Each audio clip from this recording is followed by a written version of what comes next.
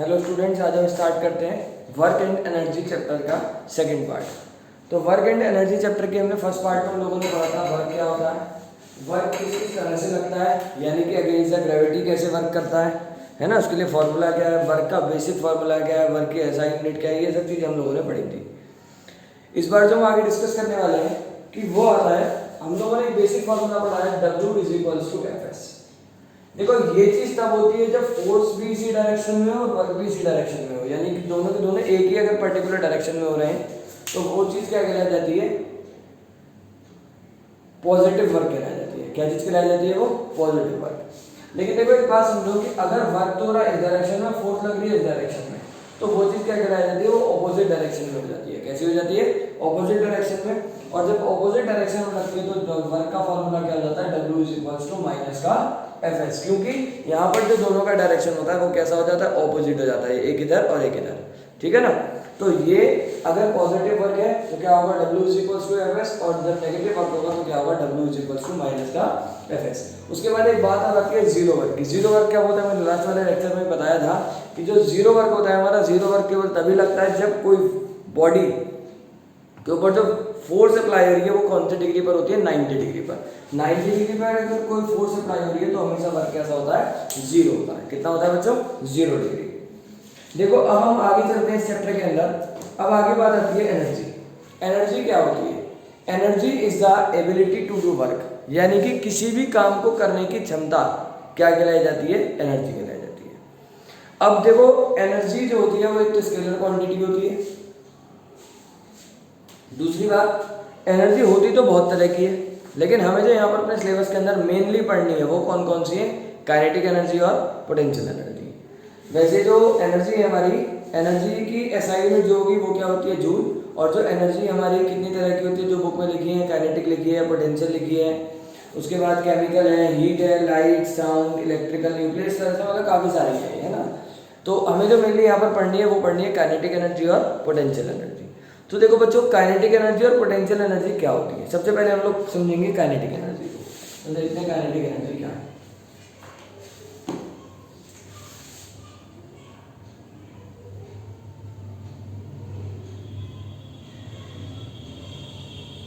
The energy produced by a body due to its motion. ठीक है ना। एक वो एनर्जी जो एक बॉडी प्रोड्यूस करती है, किसके कारण, मोशन के कारण, उसको हम लोग क्या बोलते हैं, काइनेटिक एनर्जी। ऐसा हुआ, घर में सब बच्चों के घरों में पानी की मोटर लगी हुई होगी, तुम लोगों ने स्विच ऑन करा, स्विच ऑन करते उसके अंदर कुछ रोटेट होना स्टार्ट हो जाता है, तो जो मोशन से जो एनर्जी प्रोड्यूस हो रही है उस एनर्जी को हम लोग क्या बोलेंगे, काइनेटिक एनर्जी बोलेंगे। बच्चों काइनेटिक एनर्जी का जो फॉर्मूला होता है वो होता है kinetic energy is equals to half M V square, जहां पर एम क्या होता है, मास, और वी क्या होती है, वेलोसिटी। ठीक है ना। जैसा काइनेटिक, भाई देखो बेसिकली मैंने तुम्हें क्या बताया, एनर्जी की एसआई यूनिट क्या होती है, जूल।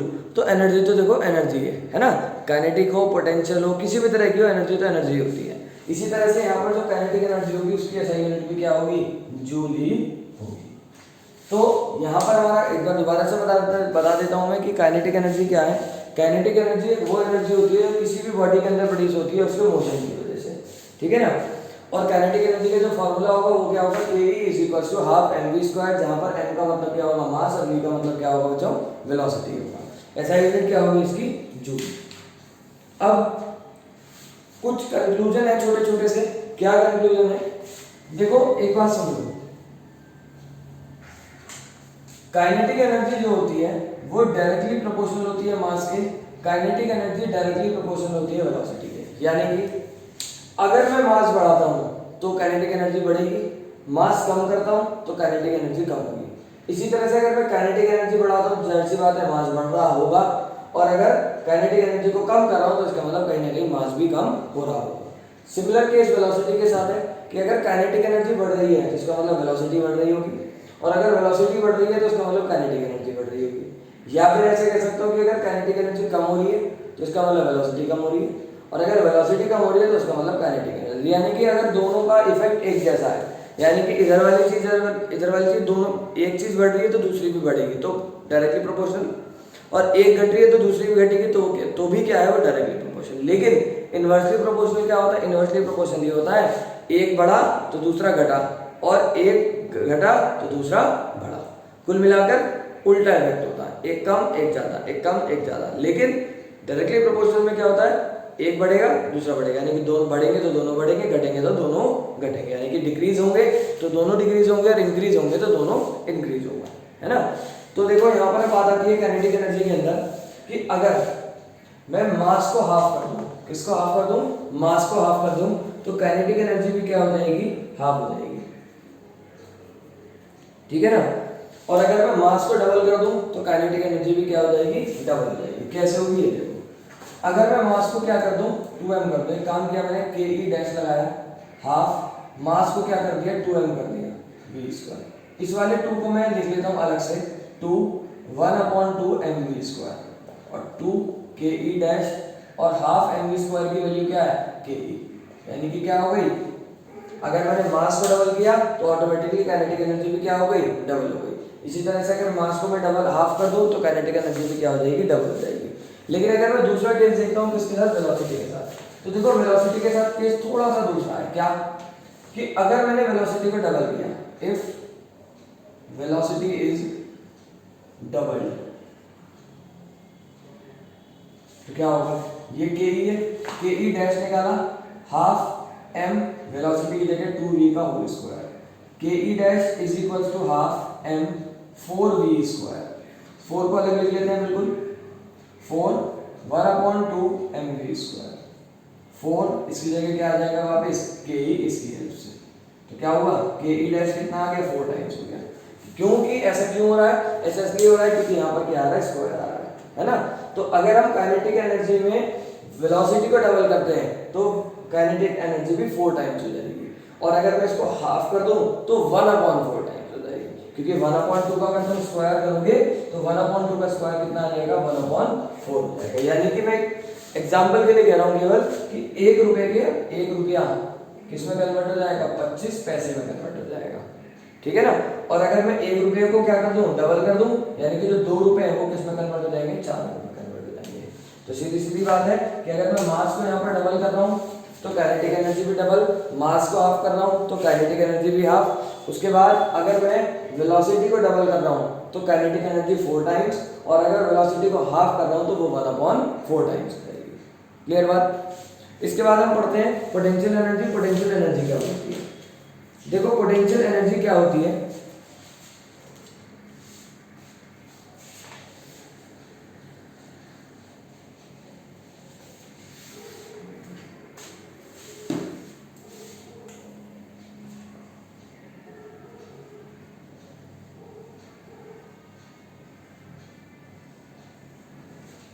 पोटेंशियल एनर्जी को समझते हैं। देखो पोटेंशियल एनर्जी क्या बोलती है? पोटेंशियल एनर्जी हमारी ये कहती है कि the energy of a body due to its position और change in shape is known as potential energy. यानी कि the energy of a body due to change in its position और shape is called potential energy. यानी कि अगर हम किसी भी बॉडी की पोजीशन को चेंज कर दें या फिर उसकी शेप को चेंज कर दें, उससे जो एनर्जी प्रोड्यूस होगी वो क्या होगी? Potential energy. जैसे कि होता है ना, एक हिंदी में बोले तो तीर कमान, उसको मैंने ऐसे पकड़ा और उसको ऐसे खींचा, तो जो मैंने उसको ऐसे खींचा तो उसके अंदर जो इलास्टिक थी उसको मैंने खींचा, तो वहां पर कौन सी एनर्जी प्रोड्यूस होगी? इलास्टिक पोटेंशियल एनर्जी होगी। तो बेसिकली पोटेंशियल एनर्जी क्यों? क्योंकि उसकी तीर कमान की क्या होगी? शेप बदल गई बिल्कुल। जो शेप बदल गई, शेप बदलने से कौन सी एनर्जी प्रोड्यूस होती है? Potential energy. एक बेट थी, जमीन पर रखी थी, उठाकर उसको छत पर रख दी ले जाकर, तो नीचे से ऊपर तक ले जाने में उसकी क्या चेंज होगी? पोजीशन। तो वहां पर भी क्या प्रोड्यूस होगी? Potential energy. पोटेंशियल एनर्जी का जो फॉर्मूला होता है वो होता है PE = mgh, जहां पर m का मतलब हो गया मास, g का मतलब हो गया एक्सेलरेशन ड्यू टू ग्रेविटी,